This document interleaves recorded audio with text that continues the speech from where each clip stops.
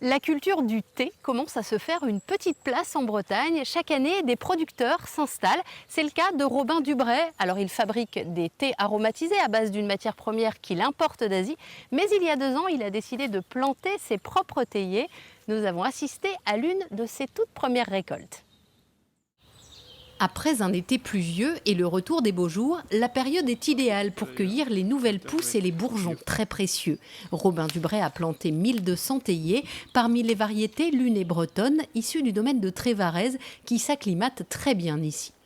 Une fois que le théier est bien implanté sur le terroir, c'est vraiment une terre spécifique, des conditions météo spécifiques. Chaque lieu a vraiment son importance et que ce soit ce théier-là, ici, ou à une cinquantaine de kilomètres, on pourra avoir un goût de thé différent. Un thé local et d'exception, voilà ce que recherche le jeune entrepreneur de 28 ans. Après 5 ans dans le commerce international, Robin s'est lancé dans l'aventure du thé, d'abord en aromatisant des thés venus d'ailleurs. Pour cela, il cultive des fleurs de calendula et de bleuet, mais aussi du CBD pour s'adapter au marché. On a fait une petite culture de chanvre l'année dernière, une petite culture test.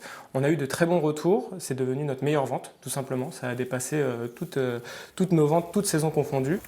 Retour au champ où l'heure est au flétrissage, autrement dit un premier séchage naturel à l'air libre. Les feuilles sont relativement belles et souples, donc en tout cas la qualité des feuilles est propice à une bonne transformation. Maintenant à moi de faire le reste pour en faire un bon thé blanc final.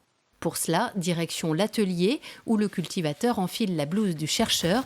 Il faut sentir, tester, noter, se tromper, recommencer. Je suis très content de cette récolte. Les feuilles, on voit qu'elles sont très belles. Il y a de jolis duvets sur les bourgeons, donc j'ai hâte de voir ce que ça va donner à la fin de la transformation.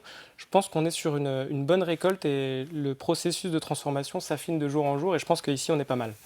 En attendant de commercialiser son premier thé d'ici quelques mois, Robin poursuit ses mélanges. La touche finale, c'est à l'ESAT des Genêts d'Or qu'elle est posée.